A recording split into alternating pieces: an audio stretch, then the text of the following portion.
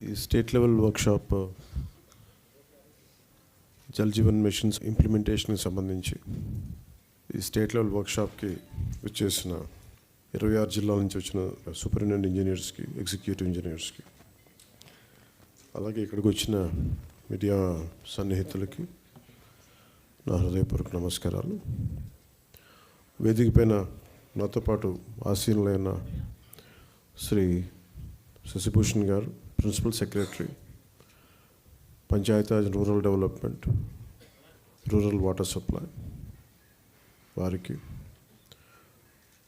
శ్రీ కృష్ణతేజ గారికి, commissioner Panchayati Raj and rural development, Sanjeev Reddy గారికి, engineer in chief rural water supply, Venkateswararao గారికి, engineer in chief water resources, అలాగే హరిప్రసాద్ గారికి, గౌరవ ఎమ్మెల్సీ శాసనమండలి సభ్యులకి నా హృదయపూర్వక నమస్కారాలు. ఈ జల్ జీవన్ మిషన్ ఈ రోజున ఒక 2019 ఆగస్టులో ప్రారంభమైంది. 2024కి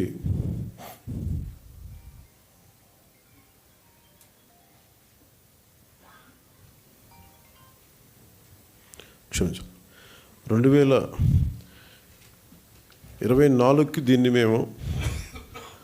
మరింత బలోపేతం చేయాలని. ఇప్పుడు దాకా జల్ జీవన్ మిషన్ కేవలం నీటిని అందించడం, దాని వరకే అంతవరకు పరిమితమైంది. ఇది గౌరవ ప్రధానమంత్రి శ్రీ నరేంద్ర మోదీ గారి కళ. ఇది కనీసం రోజుకి ఒక 55 లీటర్ల నీళ్లు సగటున మనిషికి ఇవ్వాలి అని, అది కూడా పరిశుభ్రమైన నీరు ఇవ్వాలి అనేది అల్టిమేట్ గోల్. ఏంటంటే జల్ జీవన్ మిషన్కి సంబంధించి నిరంతరం నీటి సరఫరా ఉండాలి ప్రతి ఒక్కరికి అనేది ఆకాంక్ష, ఆశయం. దాంట్లో కనీసం ముందస్తుగా కనీసం 55 లీటర్లు కనీసం ఇవ్వాలి అనేది ఆకాంక్షతోటి స్టార్ట్ అయింది.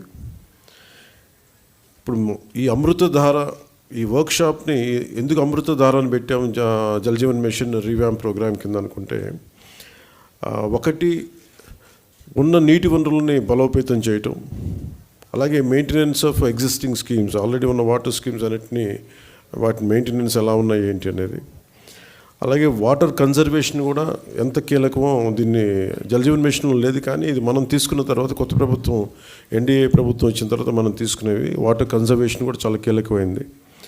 అలాగే ట్రైనింగ్ అండ్ కెపాసిటీ, ఒకటికి ఉద్యోగస్తులకే కాకుండా ప్రజలను కూడా దీంట్లో భాగస్వామ్యం చేయాలనేదే ఒకటి.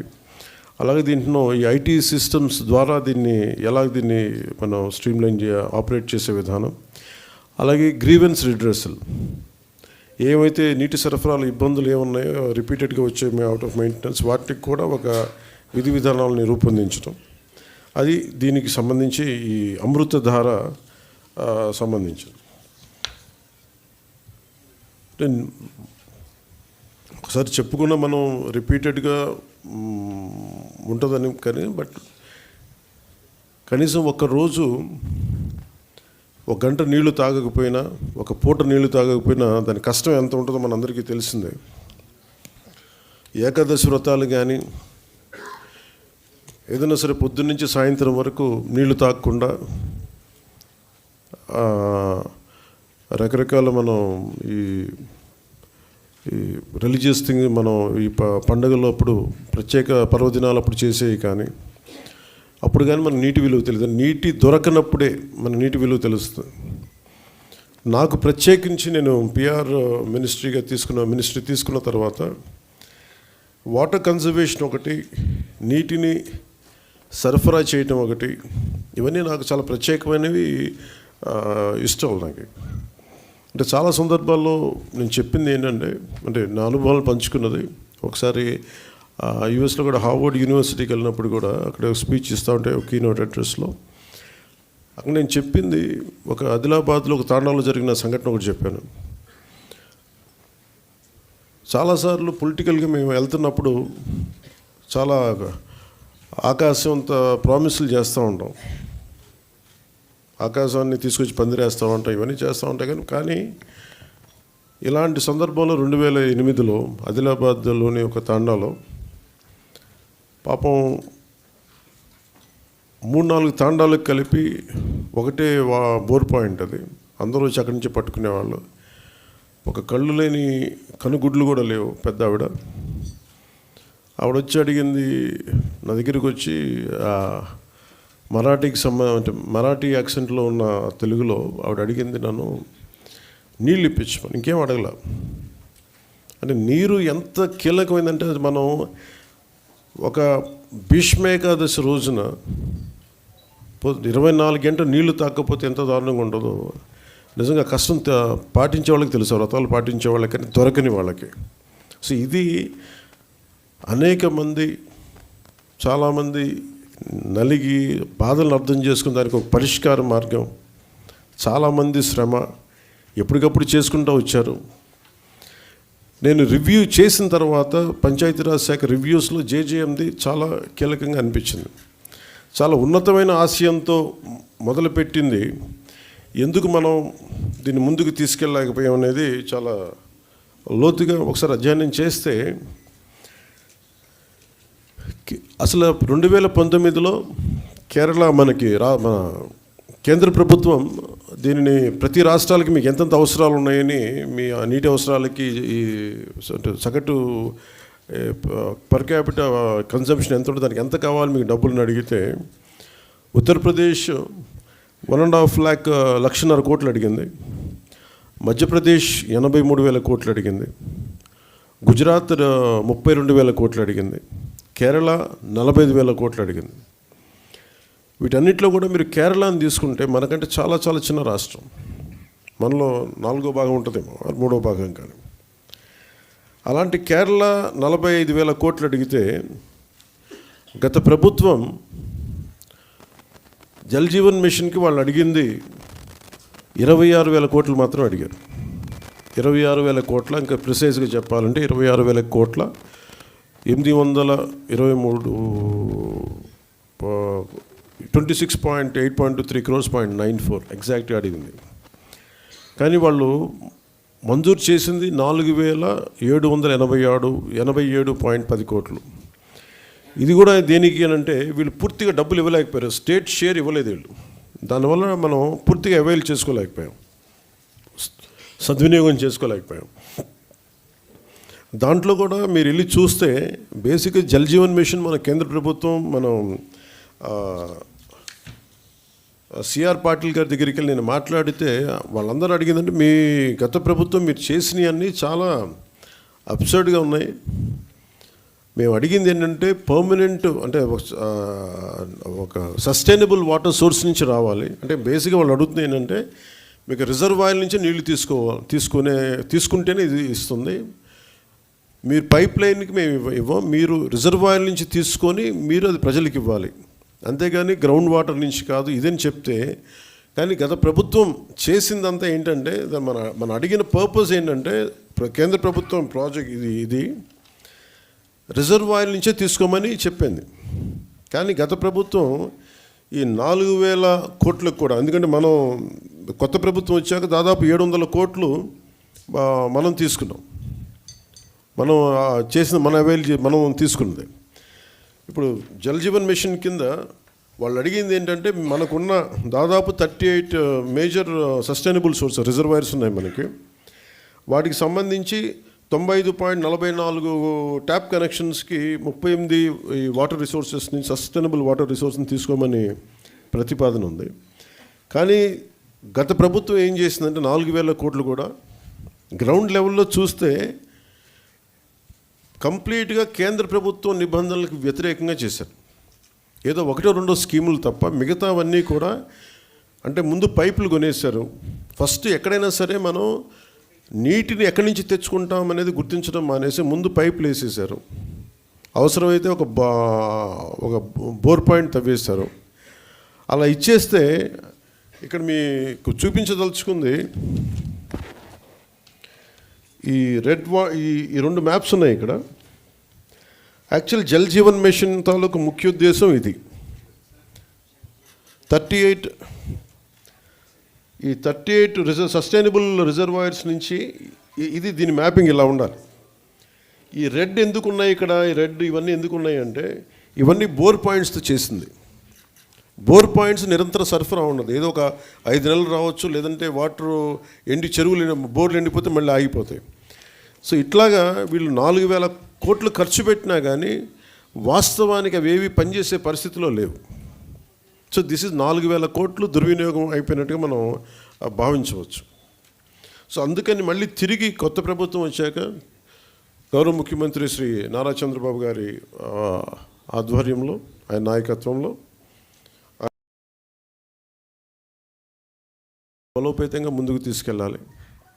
అలాగే ఎలాగ దీన్ని ఈ కన్జర్వేషన్ ఒక దీన్ని భాగం చేయాలి. దీంట్లో వీటన్నిటిలో మేము ముందుకెళ్తాం. మొన్న నేను సిఆర్ పాటిల్ గారి దగ్గరికి కూడా నేను వెళ్ళినప్పుడు కేరళ 45,000 కోట్లు అడిగింది. మేము అడుగుతుంది కనీసం మాకున్న రాష్ట్రానికి మాకున్న పరిధి కనీసం ఒక 70,000 కోట్లు మాకు మంజూరు చేయమని నేను ప్రతిపాదించాం. రాష్ట్ర ప్రభుత్వం తరపు నుంచి ప్రతిపాదిస్తే వాళ్ళు అడిగింది ఏంటంటే, మీరు కంప్లీట్ డీటెయిల్డ్ ప్రాజెక్ట్ రిపోర్ట్ తీసుకొని ఎందుకు మీకు 70,000 కోట్లు ఖర్చు అవుతుంది అది మొత్తం వివరాలు ఇవ్వమంటే మేము దాన్ని ఆ క్రమంలో ఉన్నాం. ఐ థింక్ అది శశిభూషణ్ గారు చెప్పాలి. అది ఆల్మోస్ట్ ఇప్పుడు మనం వచ్చి జనవరి నెలాఖరికి కంప్లీట్ డిపిఆర్ తీసుకొని జలశక్తి మినిస్టర్ గారికి దీన్ని ప్రతిపాదన పంపిస్తాం. కానీ మేము ఏమనుకున్నామంటే, ఇక్కడున్న టీం కూడా చాలా ఎఫెక్టివ్ టీం, అందరూ తప్పనప్పటి ఏదో చేద్దాం అనుకున్నది. దాంట్లో భాగంగానే ముందు మేము ఏం చేసామంటే, నేను అడిగింది ఏంటి అంటే, అసలు మనకి గత 4,000 కోట్లు ఖర్చు పెట్టామని చెప్తున్నారు. అసలు దీని మీద మీరు నేను ఏ ఊరికి వెళ్ళినా ఎక్కడికి వెళ్ళినా మాకు నీళ్లు రావట్లేదు, పైప్ వేసారు కానీ నీళ్ళు రావట్లేదు అనేది ఏ జిల్లాకి వెళ్ళినా నాకు వచ్చే ఒక కామన్ కంప్లైంట్. సో అందుకని నేను రాగానే అడిగానంటే, ఒకే రోజున తక్కువ రోజుల్లో కానీ అసలు ఎన్ని గృహాలకి వీళ్ళు ఇచ్చారు, ఎన్ని గృహాలకి వీళ్ళు ఈ నీళ్ళు వస్తున్నాయి, ఏ స్థాయిలో వస్తున్నాయి మీరు ఒకసారి చేయమని చెప్తే, చాలా ఒక యుద్ధ ప్రాతిపాదికన దాదాపు ఒక 3-4 వారాలు చేసాం. మేము ఒక రోజులో 2 రోజులు చేద్దాం అనుకున్నా కానీ ఉన్న పరిమితులతోటి చాలా ఒక డీటెయిల్ సర్వే చేస్తే, పల్స్ సర్వే ఒకటి చేస్తే వీళ్ళు చెప్పింది ఏంటంటే, జల్ జీవన్ మిషన్ వాళ్ళు గతంలో ఇచ్చిన ప్రకారం 95.44 లక్షల కుటుంబాలకి గాను మేము వాళ్ళు 70.4 లక్షల గృహాలకి నీటి కుళాలు అందించబడ్డాయి. ఇంకా 25.40 లక్షలు నీటి కుళాలు ఇంకా ఇవ్వవలసిందనేది గతంలో తెలియజేసింది. కానీ ఈ పల్స్ సర్వే ప్రకారం మేము చేస్తే దీంట్లో 85.22 లక్షల కుటుంబాలకు గాను కేవలం 55.37 లక్షల గృహాలకి నీటి కుళాయిలు అందించబడ్డాయి. 29.85 లక్షల నీటి కుళాయిలకి ఇంకా ఇవ్వవలసి ఉందనేది ఈ డిఫరెన్స్ కూడా మనకి దీనివల్ల బయటకు వచ్చింది. సో దీంట్లో ఎక్కువ జల్ జీవన్ మిషన్ గతంలో తాగునీటి వనరులు ఎక్కువ శ్రేణుల్లో బోర్వెల్స్నే ఉపయోగించడం జరిగింది. కానీ ఇది భవిష్యత్తుకి సుస్థిరమైనవి కావు. ఇది అసలు జల్ జీవన్ మిషన్ యొక్క ముఖ్య ఉద్దేశానికే అసలు సంబంధం లేనిది అది. అందుకని మేము సస్టైనబుల్ వాటర్ రిసోర్సెస్ తోటి దాదాపు మనకున్న ఈ 20 పైగా ఉన్న ఈ సస్టైనబుల్ వాటర్ రిసోర్సెస్ నుంచి తీసుకునే బాధ్యతలో ఈ వర్క్షాప్ ఎందుకు పెట్టామంటే, ప్రతి 26 జిల్లాల నుంచి వచ్చిన అధికారులందరికీ కూడా మీ జిల్లాలో ఎలాంటి సమస్యలు ఉన్నాయి, దాన్ని దీన్ని అంటే మీ ఇన్పుట్స్ కావాలి. ఎందుకంటే ఒకసారి కేవలం ఒక సెంట్రల్ కమాండ్ నుంచి కనుక సెంట్రలైజ్డ్ అడ్మినిస్ట్రేషన్ కాకుండా ప్రతి జిల్లాకి వెళ్ళి కనుక్కోవాలని చాలా రివ్యూ మీటింగ్స్లో ఉంటే దాని నుంచి ఉత్పన్నమైంది ఈ వర్క్షాప్. సో నాకు మీరు మనస్ఫూర్తిగా మన objective to fulfil the dream of honourable prime minister Shri Narendra Modiji to give sustainable water with a per capita of 555 liters per day as on now, and in future it should be never ending supply of water. That is the final objective of Jal Jeevan Mission. So దీంట్లో భాగంగా కనీసం మనందరి బాధ్యత, కనీసం forget about మనందరం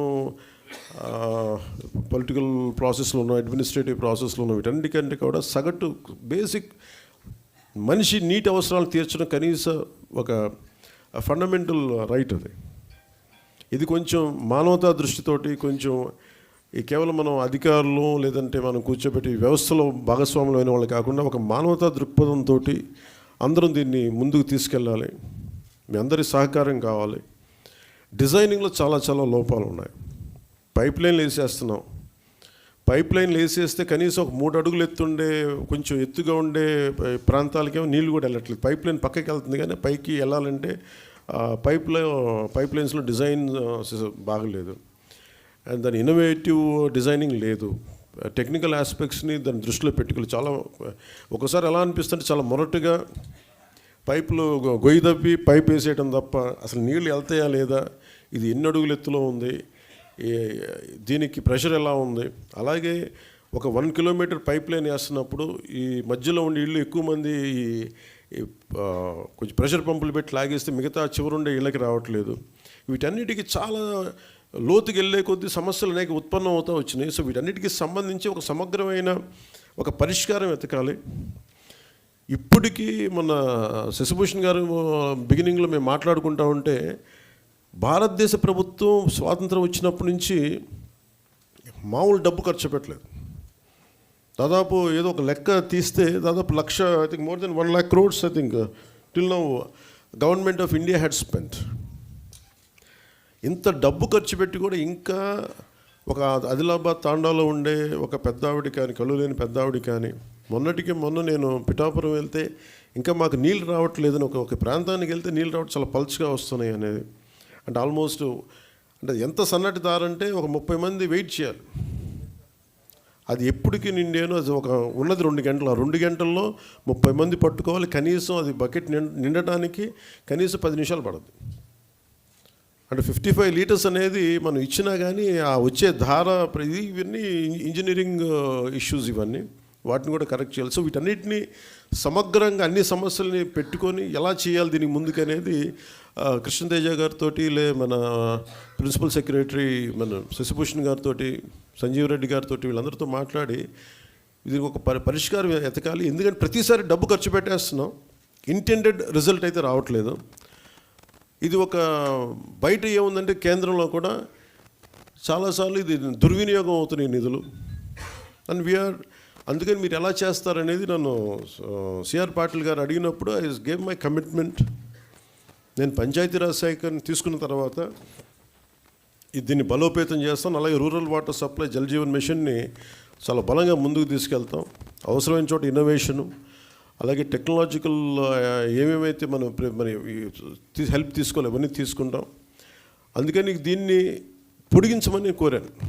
2021కి ఇంకొక సంవత్సరంలో అయిపోద్ది, ఈ జనవరికి అయిపోద్ది. కానీ మేము పొడిగించమని కోరాం. అలాగే అదనంగా నిధులు కూడా కోరాం మేము.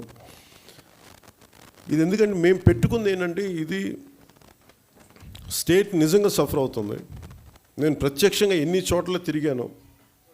గత ప్రభుత్వం కనీసం ఫిల్టర్ బెడ్స్ తాలూకు ఇసుక మార్చాలి. అంటే ఒక 5 లక్షలు ఫిల్టర్ బెడ్స్ని కూడా మార్చాలి.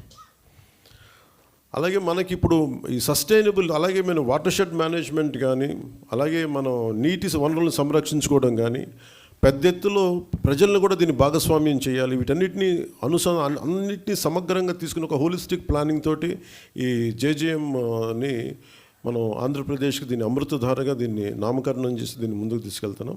దీని objective are quite superior. So దీన్ని మీ ఆలోచనలు, మీ సలహాలు, అన్ని సూచనలు అన్నీ మాకు ఇస్తే మనందరం కలిసికట్టుగా దీన్ని ముందుకు తీసుకెళ్ళి ఈ సాయంత్రానికి ఒక పరిష్కార మార్గం, ఒక వర్కింగ్ మోడల్ సాధించేలాగా, మనం అనుకున్న ఆబ్జెక్టివ్ సాధించేలాగా ముందుకెళ్ళాలి. అందుకని మీ సలహాలు, సూచనలు కావాలి. ఇది ఒక not as a deputy CM, not as a Panchayat Raj minister, rural water supply, వీటి కాకుండా ఐ అపీల్ టు యూ, నేను మిమ్మల్ని అభ్యర్థిస్తున్నాను. Give me your best efforts. మన దాదాపు 1 కోటి మందికి నీటి అవసరాలు ఉన్నాయి, 1 కోటి కుటుంబాలు ఉన్నాయి. 1 కోటి కుటుంబాలకి సురక్షిత మంచినీరు అందించాలన్న ఒక మిషన్గా, ఒక ధ్యేయంగా ముందుకెళ్తున్నాం. మీరు మనసు పెట్టి దీన్ని సాధించేలా మీ అందరి సహకారం కావాలి మనస్ఫూర్తిగా కోరుకుంటూ, మిమ్మల్ని మీ సహాయ సహకారాలని అభ్యర్థిస్తూ నేను ఈ వర్క్షాప్ని ముందుకు తీసుకెళ్తున్నాను.